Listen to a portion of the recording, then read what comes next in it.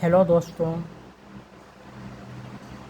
आपके अपने YouTube channel education में स्वागत है। मैं Kaushal Kumar, class 10 chapter 9 biology जैव विकास के बारे में आज समझने जा रहे हैं। चैप्टर 9 है आनुवांशिकता एवं जैव विकास।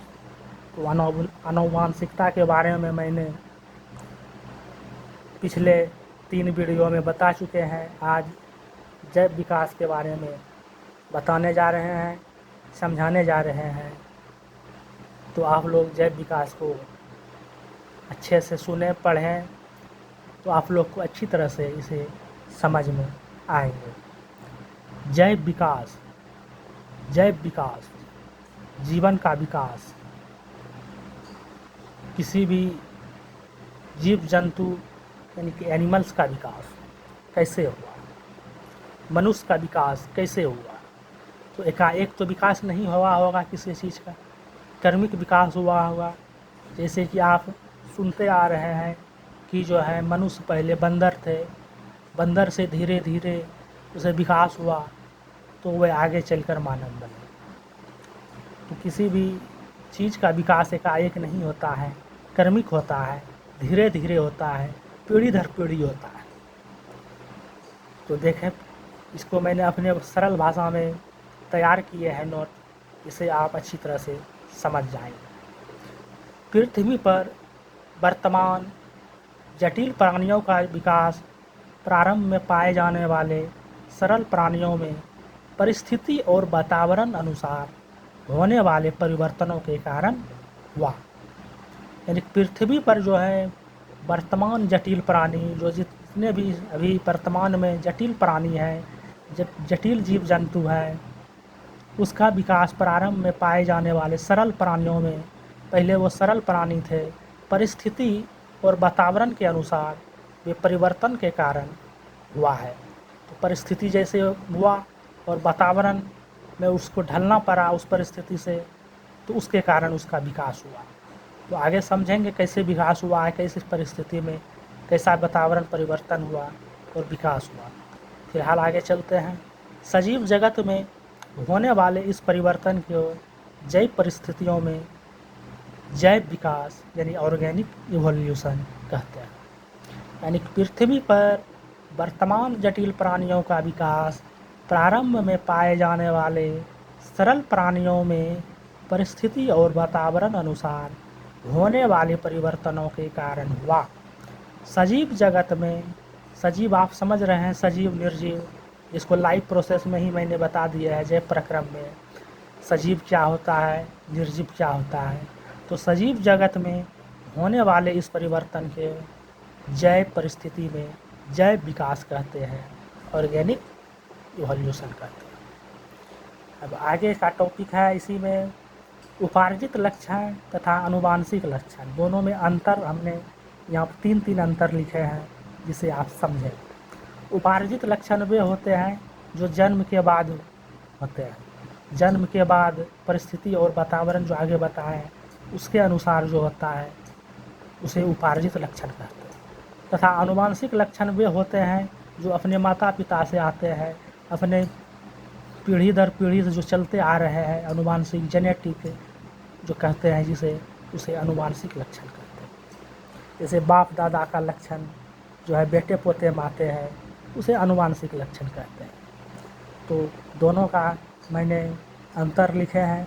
उपार्जित लक्षण में है ये लक्षण जीवों द्वारा अपने जीवन में प्राप्त किए जाते हैं, यानी कि जन्म के बाद जो प्राप्त होता है अपने जीवन में प्राप्त होता है। जबकि जो है आनुवांशिक लक्षण में है ये लक्षण जीवों को वंशानुगत प्राप्त होता है, यानी वंश से प्राप्त होता है, अपने पीढ़ी दर पीढ़ी से प्राप्त होता है। इसे जो है वंशानुगत लक्षण कहते हैं, आनुवांशिक लक्षण कहते हैं। दूसरा है ये जनन कोशिकाओं के डीएनए का फुल फॉर्म होता है डीऑक्सीराइबोन्यूक्लिक एसिड, जो कि मैं पढ़ाएंगे आगे 11th क्लास में और 12th क्लास में इसे विस्तार से बताएंगे। डीएनए पर एक नोट्स ही है, एक टॉपिक ही है, जिसे मैं विस्तार से बताएंगे। तो ये जनन कोशिकाओं के डीएनए में कोई अंतर नहीं लाते, वो अगली पीढ़ी में वंशानुगत यानी कि स्थानांतरित नहीं होते हैं, क्योंकि ये जो है लक्षण जन्म के बाद हुआ है, जीवन में प्राप्त हुआ है, तो ये वंशानुगत तो एक पीढ़ी से दूसरी पीढ़ी में नहीं जाएंगे, तो वही लिखे।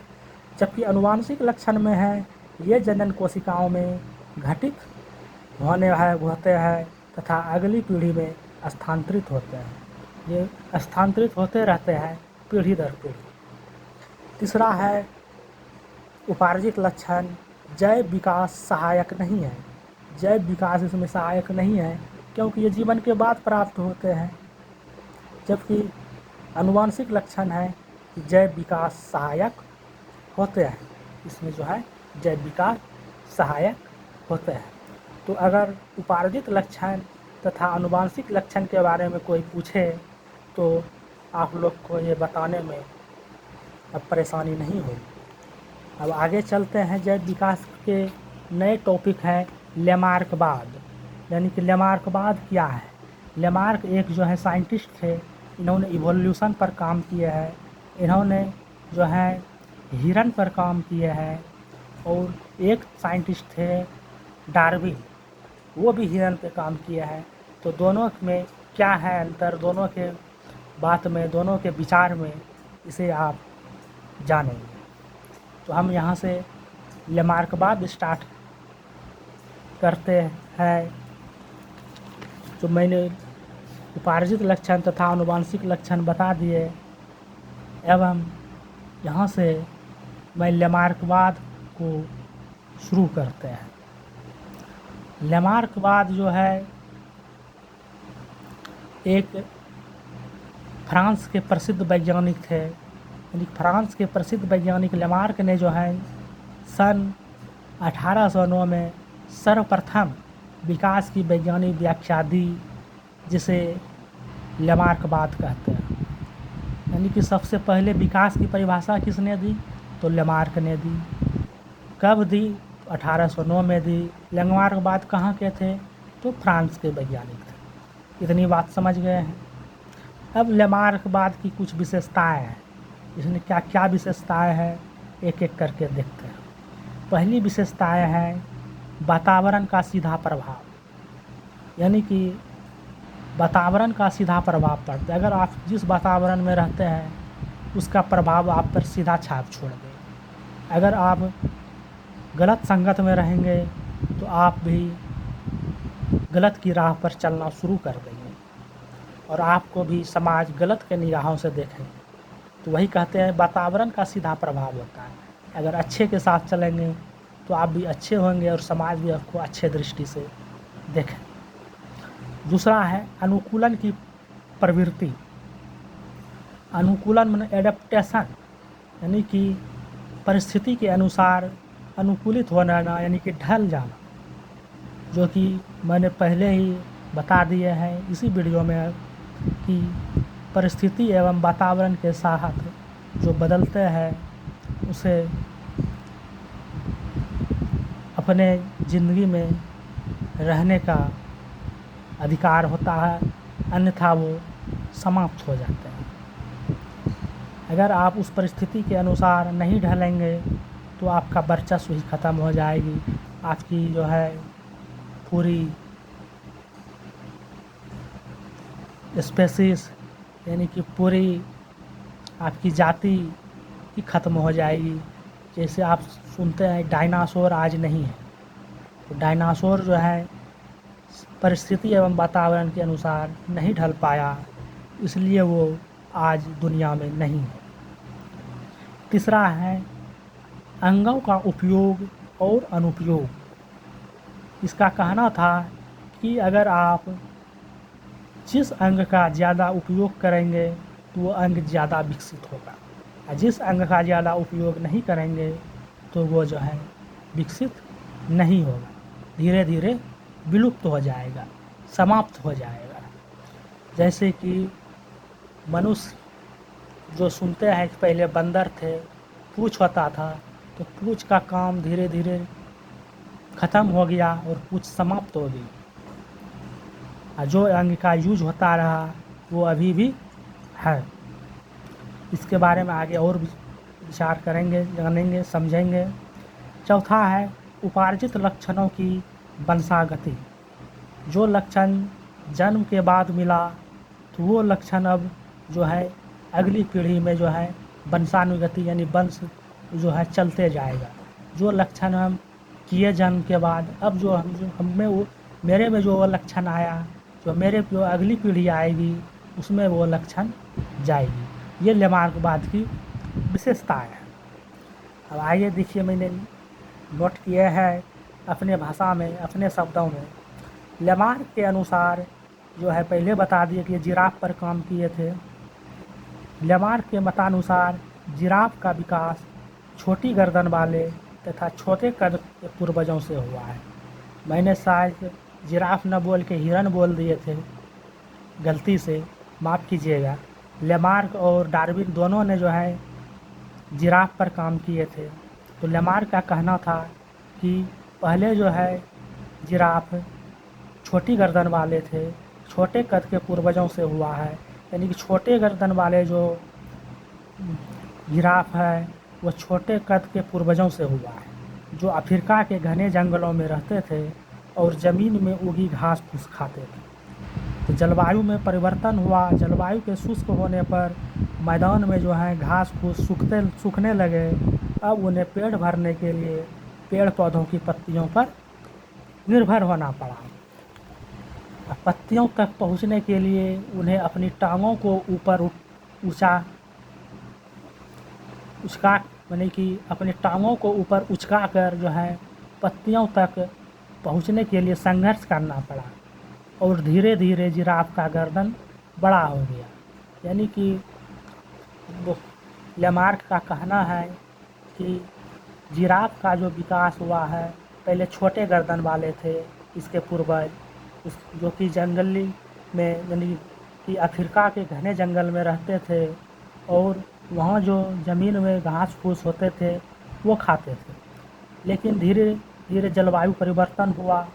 जलवायु परिवर्तन होने के बाद जो है वहाँ के मैदान में घास फूस सूखने लगे। अब वो उसके खाने के लिए जो है पेड़ पौधों की पत्तियों पर निर्भर होना पड़ा, जो कि उस पर पेड़ पौधे तक उसे जुटने के लिए, पत्ती तक जुटने के लिए अपनी टांग को उचका कर जो है उसको संघर्ष करना पड़ा। और धीरे धीरे जिराफ का गर्दन बड़ा हो गया। आजकल अफ्रीका के जो है मरुस्थल में लंबी गर्दन और लंबी टांगों वाला जिराफ इन्हीं परिवर्तनों का फल है। जो कि लंबी जिराफ आज जो पाया जा रहा है अफ्रीका के मरुस्थल में, उसका विकास का कारण यही है। ये कहना लेमार्क का है। लेकिन बाद में कुछ वैज्ञानिकों ने लेमार्क का ये जो है पूरा सिद्धांत ही गलत कर दिया, उसमें कमियां निकाल दी, उसकी आलोचना हुई, उस पर जो है उसके प्रति आपत्तियां जताई गई। तो क्या जताई गई आगे देखते हैं। लेमार्कवाद की कमियां, लेमार्कवाद की आलोचना, लेमार्कवाद के प्रति आपत्तियां। लेमार्क ने जो है सन 1909 में जो लेमार्कवाद के प्रकाश में आने के बाद वैज्ञानिकों ने अनेक ऐसे उदाहरण प्रस्तुत किए जिनसे लेमार्कवाद को काफ़ी आघात पहुंचा। लेमार्कवाद की आलोचना, लेमार्कवाद की कमियां निम्न प्रकार के हैं। अब किस प्रकार के हैं? जबकि लेमार्कवाद ने कहा था कि अंगों का उपयोग तथा अनुपयोग, जिसका उपयोग ज़्यादा होगा उसका विकास ज़्यादा होगा, जिसका उपयोग नहीं होगा वो समाप्त हो जाएगा। वातावरण का सीधा प्रभाव होता है, अनुकूलन की प्रवृत्ति होती है, उपार्जित लक्षण जो है वंशानुगत चलते हैं। जो लक्षण हमें आ गया अब धीरे धीरे पीढ़ी दर पीढ़ी चलते रहेंगे। उस पर आलोचना हुई। तो क्या आलोचना हुई देखते हैं। पहला नंबर, निरंतर प्रयास या अभ्यास से पहलवानों की जो पेशियां सुविकसित होती है, परंतु पहलवान के पुत्र में पिता के समान बलिष्ठ पेशियां का अभाव होता है। यानी कि जो है पहलवान जो होते हैं निरंतर प्रयास करते हैं तो उसकी पेशी जो है काफ़ी जो है पेशियां विकसित होता है। लेकिन कोई ज़रूरी नहीं है कि उसके बेटे में भी ये पेशियाँ मजबूत ही होगी। उसके बेटे में पेशियाँ मजबूत नहीं पाई गई, ये लेमार्क बात की आलोचना हुई, उसकी कमियां को दिखाया गया। दूसरी कमी है इसका लेमार्कवाद का कि इसी प्रकार अंधे माता पिता की संतान अंधी नहीं होती है, यानी कि अंधे माता पिता का सब जो है बच्चे होते हैं वो अंधे नहीं होते हैं, ये भी कमियां हुई। जबकि उसका कहना है जीसस अंग का जितना जो है प्रयोग होता है उतना विकास होता है, और जो है जिस लक्षण को मैंने प्राप्त किया वो पीढ़ी दर पीढ़ी चलते जाता है। लेकिन यहाँ अंधा माता पिता है तो उसके संतान भी अंधा होना चाहिए, उसके बच्चे भी अंधी होनी चाहिए, लेकिन ऐसा नहीं होता है। तीसरा है यदि युद्ध में किसी सैनिक का कोई अंग नष्ट हो जाए तो वह संतान में अपने पूर्ण रूप से क्यों बन जाता है। यानी कहने का अर्थ यह है कि किसी सैनिक का जो है युद्ध में कोई अंग जो है हाथ ही कट गया या पैर ही कट गया तो उससे जो संतान पैदा होंगे तो हाथ कटा हुआ होना चाहिए या हाथ नहीं होना चाहिए उसमें, जबकि ऐसा होता है, ऐसा नहीं होता है। ये भी उसकी आलोचना हुई। चौथा है चीन में बालिकाओं को बचपन से ही लोहे के जूते पहनाकर जो है पेट छोटे रखे जाते हैं, किंतु सदियों बाद भी चीनी बालिकाओं का पैर जन्म के समान सामान्य बच्चों के पैरों के जैसे होते हैं। चीन में जो है एक चलता है कि बालिकाओं का जो है पैर छोटे रखना चाहिए, जिसके लिए उसे जन्म से ही लोहे के जूते पहनाए जाते हैं।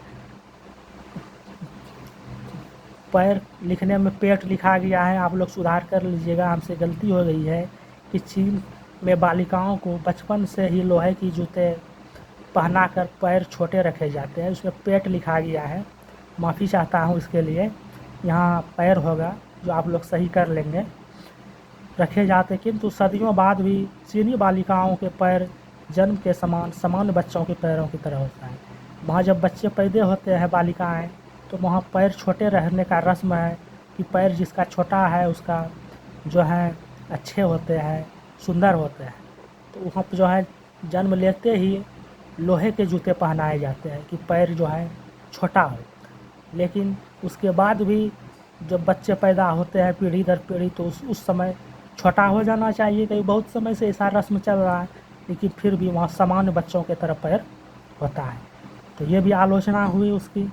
और पाँचवीं आलोचना यह है कि भारत में जो है बालिकाओं के कान व नाक छेदने की प्रथा बहुत पुरानी है। भारत में कितनी पुरानी है नाक कान छेदने की प्रथा जो महिलाओं में होती है, माता बहनों में होती है। तो इस जो पुरानी प्रथा है तो उसके बाद जब बच्चे जन्म लेंगे तो नाक कान छेदा हुआ होना चाहिए, जबकि ऐसा होता है नहीं होता है। तो ये भी आलोचना हुई कि भारत में जो है बालिकाओं के कान व नाक छेदने की प्रथा बहुत पुरानी है, फिर भी जन्म के समय नाक व कान में छिद्र नहीं होते हैं। तो ये सभी लेमार्कवाद की आलोचना हुई। इसने भी जो है किस पर काम किया, जिराफ पर काम किया, 1909 में काम किया था। ये पूरी बात मैंने बता दी। आगे हम बताएंगे डार्विनवाद के बारे में। तो आपने लेमार्कवाद को अच्छी तरह से समझा, जाना। हमें नहीं लगती है कि आपको यहाँ से अब ऑब्जेक्टिव आएंगे तो किसी प्रकार की कोई परेशानी होगी, और आप लोग भी ध्यान से पढ़ेंगे तो आप लोग 2-4 बार वीडियो सुनेंगे, देखेंगे, और वीडियो रोक करके आप नोट्स तैयार करेंगे तो आपको किसी भी प्रकार की कोई परेशानी नहीं होगी। तो इस वीडियो में इतना ही। धन्यवाद।